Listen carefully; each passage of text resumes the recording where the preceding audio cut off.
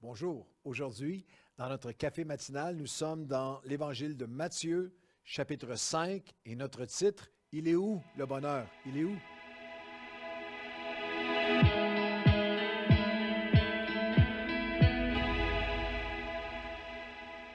Bon matin à tous et bienvenue à votre café matinal. Nous traversons les évangiles avec un café matinal par chapitre. Si vous avez manqué les 4 premiers, ils sont déjà là en ligne, Matthieu 1, 2, 3, 4. Et lorsqu'on arrive à Matthieu chapitre 5, mon titre un peu plus long aurait pu être La prescription de Jésus pour le bonheur. La prescription de Jésus pour le bonheur. J'ai lisé un article récemment basé sur une étude scientifique du Wall Street Journal, mais qui a fait un article sur l'indice du bonheur. Ils ont cherché à déterminer les différentes variantes de l'indice du bonheur des nations du monde. Et le titre est assez révélateur de la direction de l'article. Le titre était « Les pays les plus riches, les citoyens les plus tristes ». Une coïncidence? Parce qu'ils ont vu un rapport direct avec les pays. Il y a une autre étude qui va dans la même direction, où certains des pays les plus industrialisés, les plus au niveau matériel élevé, avaient les plus bas taux de bonheur de la part des gens. Une autre étude plus récente de l'Organisation mondiale de la santé, cette fois, avec la faculté de médecine de Harvard, une des plus complètes que j'ai vues parce qu'ils ont interviewé 60 000 personnes aux États-Unis face à face et se sont mis par la suite à étudier à travers différents pays. Il y a eu 14 pays étudiés. Les 5 plus riches avaient, les 5 pays les plus riches avaient les plus hauts taux de dépression, idéation suicidaire, d'anxiété, de surconsommation d'antidépresseurs ou de dépendance à l'alcool ou au cannabis. Les plus heureux et les plus hauts taux étaient des pays, c'est un lien assez intéressant, un très haut taux de correspondance avec les 5 pays où le christianisme et la foi chrétienne est à plus de 30 de la population. Le pays où les gens semblaient le plus heureux étaient les Nigériens.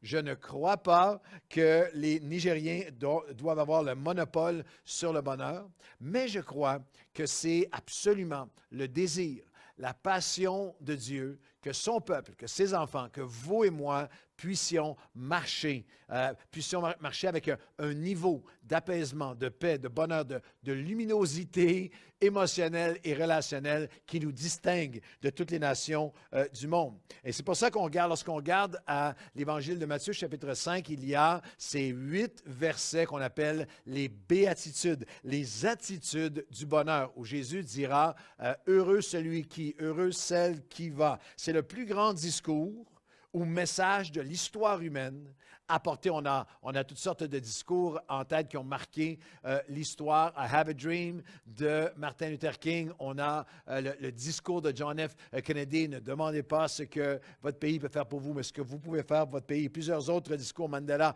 a quelques discours qui ont marqué vraiment l'histoire. Mais sans aucun doute, le message, le discours le plus significatif, marquant de toute l'histoire humaine, c'est lorsque Dieu se fait chair en Jésus-Christ. Le plus grand discours avec le plus grand communicateur de tous les temps, Jésus qui enseigne sur les attitudes du bonheur. 8 versets dans Matthieu chapitre 5, que Jésus développe par la suite dans 3 chapitres dans ce qu'on a appelé le sermon sur la montagne. Et c'est intéressant, si vous y pensez, que le premier message de Jésus est un message sur le bonheur. Heureux ceux qui, heureux celui qui. Il y a un équilibre important à voir là-dedans.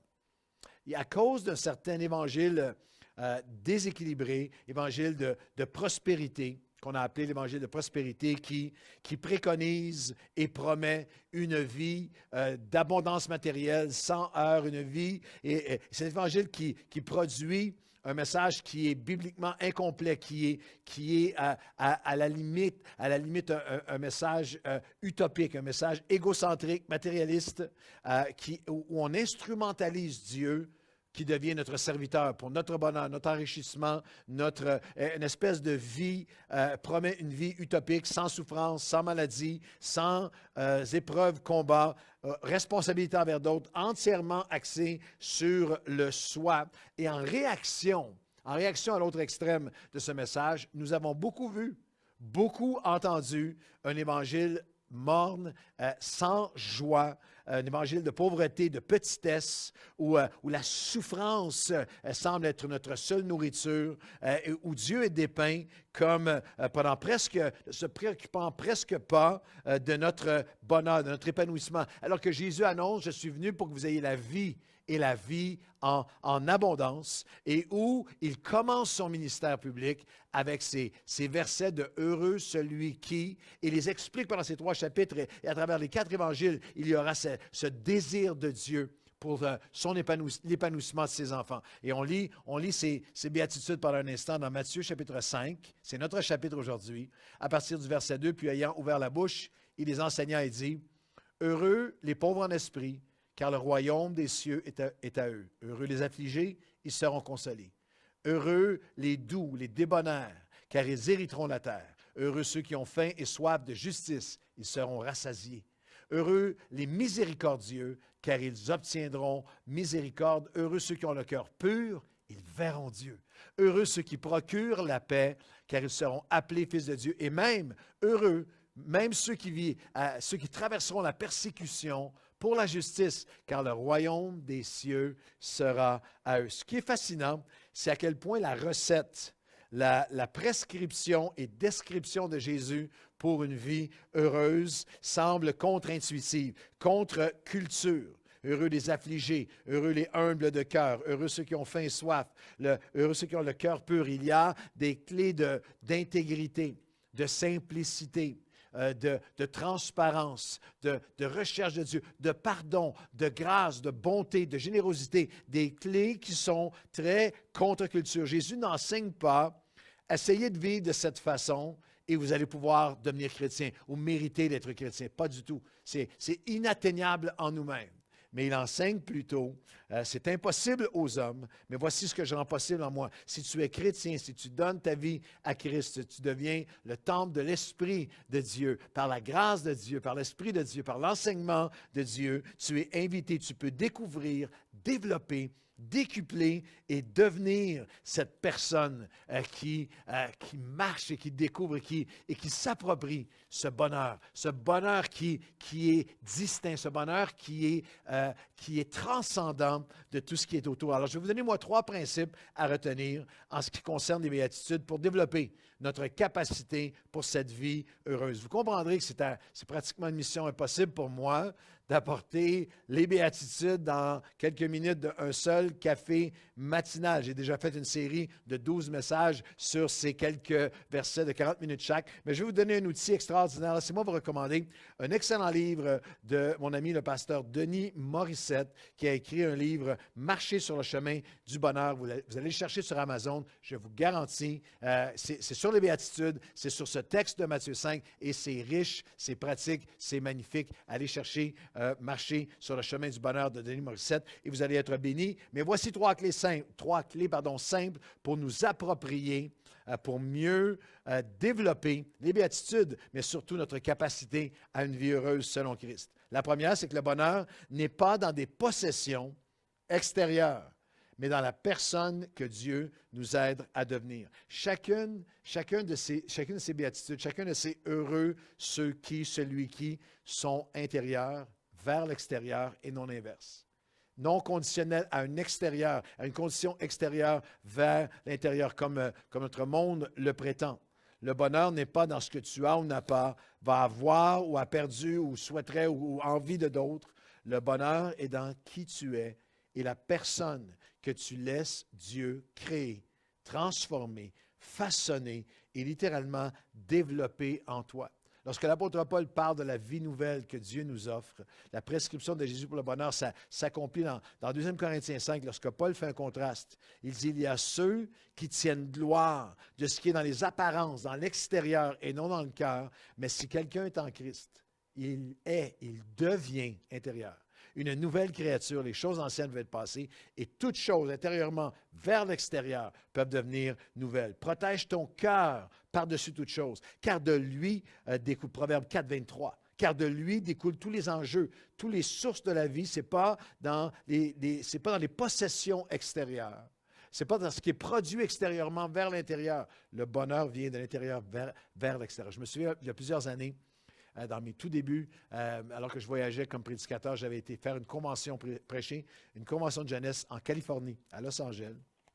Et après quelques jours, par la suite le dimanche, dans une grande église. Et le lundi matin, j'étais dans ma chambre d'hôtel et on m'a appelé pour me dire, il y a un monsieur de l'église qui aimerait prendre un café avec vous. Est-ce que vous auriez quelques minutes? J'ai dit, pas de problème. Ils ont dit, parfait, on envoie quelqu'un vous chercher. Alors, je suis sorti, j'étais dans la jeune vingtaine, je suis sorti sur le pavé de l'hôtel, j'attendais et j'ai vu arriver une limousine et allongée, un stretched limo.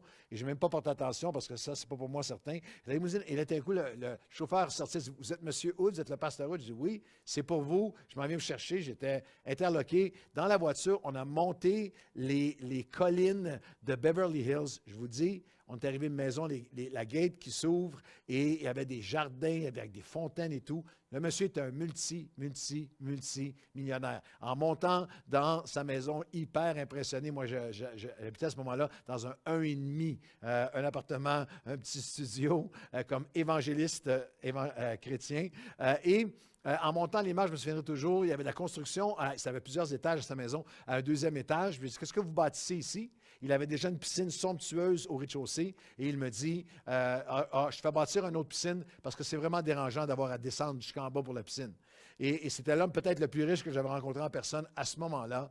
Et après quelques minutes, pendant plus d'une heure, il m'a déversé son cœur. Il avait entendu la prédication, ça avait percuté son cœur.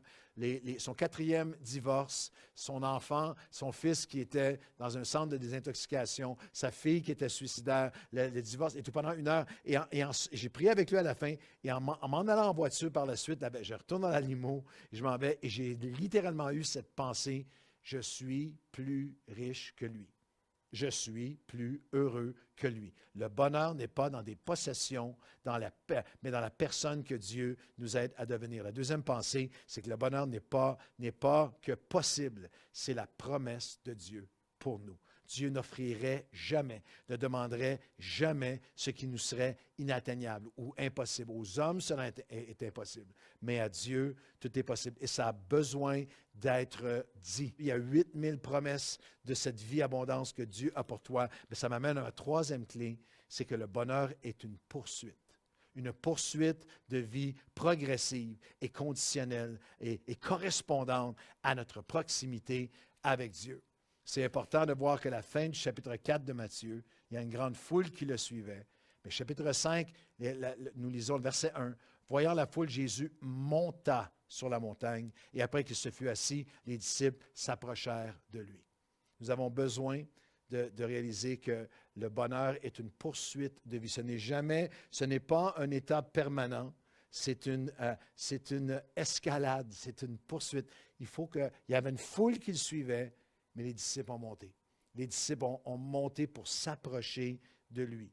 Le sermon sur la montagne est un défi, une invitation pour nous à monter, à nous élever, à monter, à nous élever plus haut avec lui, dans nos pensées, nos mentalités, nos choix, nos valeurs, dans notre proximité envers lui. Il y a des foules qui le suivent seulement pour les pains et les poissons, mais il y a ceux qui sont prêts à monter avec lui. Et la phrase clé de Matthieu 5, vous la lirez, qui se répète tout au long du message. Jésus va dire tout au long et dans les chapitres suivants, alors qu'il explique les béatitudes, vous avez appris, on vous a enseigné que, vous avez entendu que, vos pères vous ont dit que, mais moi, je vous dis que. Le bonheur va être dans ma capacité, dans mon ouverture, dans mon humilité, à laisser Dieu, à laisser Jésus m'enseigner, me changer, me libérer des paradigmes, des spectres de mes vies passées, de mes limitations passées. On m'a toujours dit que, j'ai toujours cru que, mais si je laisse le Seigneur Jésus venir faire son œuvre en moi, mais moi, je vous dis qu'il n'y a pas de limite à l'œuvre qu'il va faire en nous. Seigneur, aujourd'hui, nous entendons, nous allons lire, prendre le temps dans les prochains jours, de relire, ou pour la première fois, mais ces magnifiques attitudes, ces attitudes de bonheur que tu nous enseignes. Nous sommes rappelés que ce bonheur, cet état ne vient pas de l'extérieur, mais de l'intérieur vers l'extérieur. Que Seigneur, c'est une poursuite de qui tu es. Que Seigneur, ce n'est pas seulement quelque chose qui est possible, mais loin de nous. C'est ta promesse pour nous. Alors aujourd'hui, permets-nous de nous approcher de toi à nouveau, de te poursuivre à nouveau, de monter vers toi à nouveau pour que cette œuvre intérieure qui fait en sorte que nous allons transcender toutes les influences extérieures, que de l'intérieur du cœur de l'homme, tous les enjeux, toutes les sources de la vie et du bonheur, Seigneur, tu vas nous alimenter dans le nom de Jésus. Amen et amen. Bonne journée à tous.